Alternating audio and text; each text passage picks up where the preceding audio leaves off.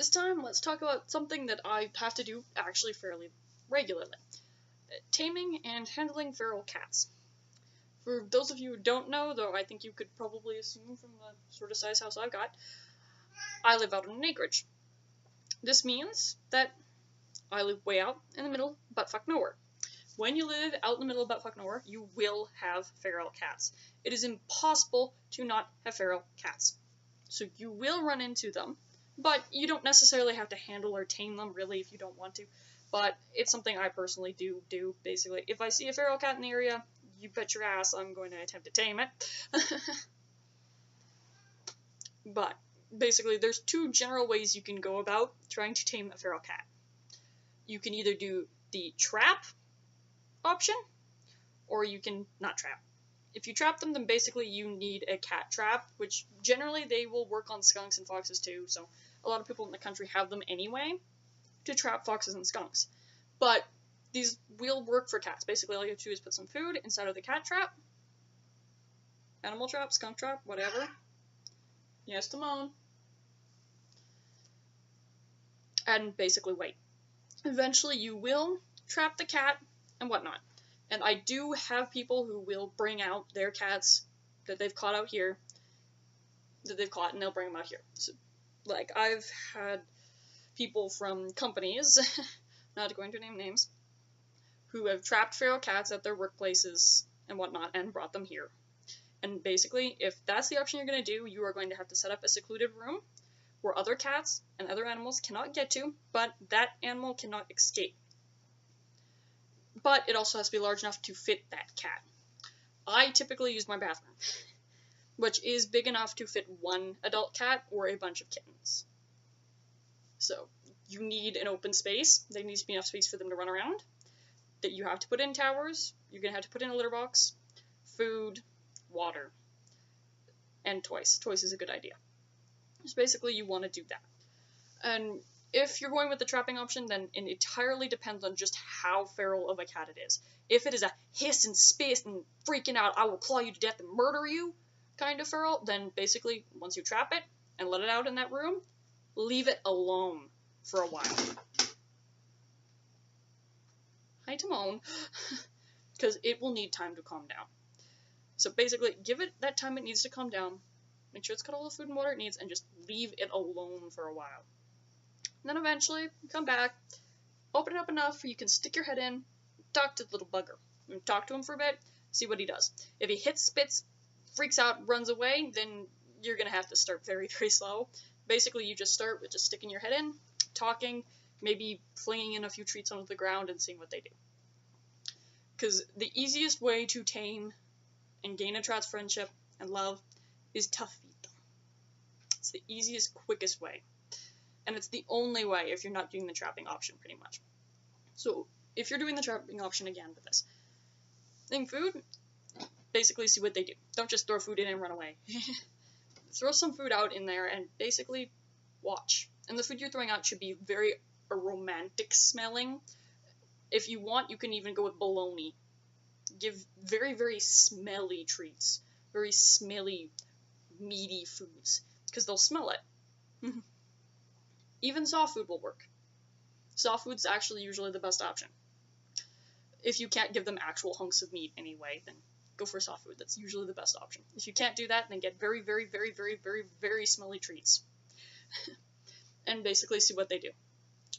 Sometimes you'll have to sit there and wait for an hour to see them come out and actually eat some of the stuff. And you'll make sure you want to do this where they can see you and you can see them, because this will allow you to figure out if this cat is willing to be in your eyesight without running away. If it will not come out at all, or refuses to go out once it realizes you're there, it's going to be a while. Then pretty much you have to keep doing that every day until eventually it comes out on its own. Because eventually it'll warm up to you and realize, hey, this person isn't hurting me. So they'll slowly come out and nibble on the food. And basically, if they're that feral, then over time you just have to throw the food slightly closer to you. Eventually enter the room, but have the food out there and see if they'll come with you actually in the room. And eventually you just bring the food closer, closer, closer, and closer to you to the point where they're sitting right in front of you. Then they're eating off your lap. it could even take you a year to do this, depending on how much time you have to spend with the cat. But basically, the more often the feral cat hears your voice, receives food from you, with you being around the food, the quicker it will warm up to you. And there are some cats who will never truly warm up to you. Some cats will never eat off of your lap. Some cats simply won't. But other cats, they'll eat right off your lap, and eventually they will let you touch them. But always, I would say, do not try to touch them until they want you to touch them. Generally, how you can figure this out is hold your hand out to them, usually on like a slight sideways glance. If they want to be petted, they will rub themselves against your hand. And smelling your hand is not an invitation to pet them either. That's them just kind of checking out how you smell, which is good. You want them to smell you. But if they rub their head in your hands, their body in their hands, you can pet them. But do not pet them aggressively. Do not pet them hardly. Just give them a very soft, slow pet. And basically only pet their back and their head if they're alright with you petting their head. But you know you have completely tamed the cat if you can touch its head for sure. Because cats view their heads being touched as I recognize you as friend. You are family. That's basically what it's saying. It's saying you are family. And that's when you know you have completely tamed up a cat, when you can pet, brush, or hell, if you want to, lick their head. Belly rubbing is another thing. If they lay down on the ground and they lay their head on the ground and they just let you pet their belly, that's another sign that, hey, this cat is not feral anymore. Once you've gotten to that point, then you can basically let the cat out of the room. But I would not recommend letting other cats into the room at that point. So this really depends on other cats you have in the house. Like, if you have a household like mine, with like 5 other cats roaming around in the house, then you're better off not letting that cat out quite yet, and bringing other cats into the room to just sit down so this cat can figure out, like, hey, there's another kitty here, and get used to your cats. And then eventually let them out of the room. And they'll start wandering around the house depending on how skittish they are. If they're really, really skittish, like really, really skittish, like Cherry Truffle and Sweet Tooth, then it will take months for them to traverse your entire home, especially if you have a home that is large like mine is. So it can take a while, but once they're roaming around the house, gung-ho, like, this is my space, my world, then yeah, you're pretty much free in the clear. At that point, you can either keep them or adopt them out. They're basically ready. Probably the only further work you would have to do at that point is if you want to make them dog-friendly or cat-friendly. The only thing I mean, kid-friendly, not cat-friendly, because that is one thing. There is a huge difference between taming a feral kitten and a feral cat. Feral cat will be much more willing to bite and attack you. So you have to be much more careful with them, and they're a lot less likely to be friendly to kids, dogs, cats, ever. So usually it is not a good idea to adopt out a tamed wildcat, who is a full-grown adult, to a family with rambunctious kids or yappy dogs. It's usually not a good idea. A kitten, on the other hand, they usually can be made comfortable with dogs and kids, because they will adjust quicker to it. So they tend to be more okay, but they might not never be fully okay with a rambunctious kid or a rambunctious dog. And then, now, if you're not doing the trapping taming and you know you're just taming a wildcat that happens to live outside, then for one, you are not adopting out that cat. It is probably never going to happen. You will not be able to adopt it out for the most part. And it will live outside for probably most of its life, unless you get lucky and it decides that, you know what, inside's not so bad. I think I'll live inside. Because that might happen, but it probably won't. So chances are it's going to continue to live outside. The most you can do is make it friendly to you so that it wants to come up to you and it lets you pet it, and you can say hi to it every morning and whatnot. That's the best you can do. But if you are going to tame a cat without trapping it and it's living outside, you pretty much have to rely on it to come around. And the best way to do this is set food out. Set food out every single day, make sure it's topped out. Because eventually that cat will learn that there is food here. Other great ways to do it is make a cat shelter, a little outdoor cat shelter. Because once they realize that, hey, there's this established cat shelter here, and there's food, and there's water, they'll come around. Other cats will also come around too, and you might attract other wildlife. So that's the danger of that, is you might attract other things by leaving out food. because, you know, they'll smell the food and be like, hey, I want lunch, and stuff like that. So that is the caution with that, but still you should. And again, soft food is your best bet, generally, unless you want to leave with actual meat. And pretty much over time, you will start to see them actually showing up in your yard, being around when you are, and that's the point when you basically do the same shit. You'll see if they're willing to eat around you. If they are, then you basically continue forward and get closer and closer and closer and closer to them while they're eating. And eventually, if you're successful, they will eat out of your lap. And they might eventually let you pet them. And again, this will work a lot better in a kitten, because kittens will warm up, adjust to people way quicker than an adult cat, especially an old adult cat. But one area where I would caution, if you are going to do with the outdoor one without trapping, is if the feral cat is a heavily scarred cat, you're probably not going to be able to tame it, because that means it is a cat who is a fighter. It gets into fights. So chances are that cat might not ever be able to be tamed. And it's probably for the best that way, because cats who are completely tame and completely trusting of humans don't always survive that well in the wild. They just don't. So sometimes it is better, if you are not going to make it an indoor cat, or have it permanently live in your yard, it might be better just to let it be feral. But you should still leave it out food and stuff, enough so that it's like, hey, this person leaves me food, I won't cause them issues, but they can't touch me.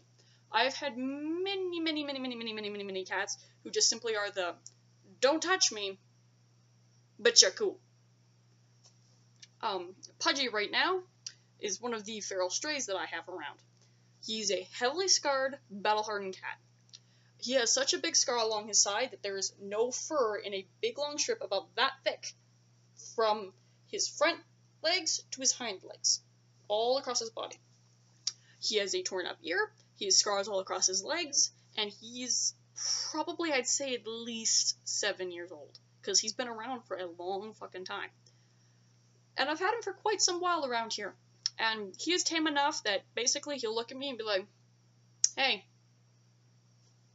cool, I'm gonna chill here on the deck. Don't come near me, though. That's about how tame he is. He'll also complain if he finds out that the food bowl's empty.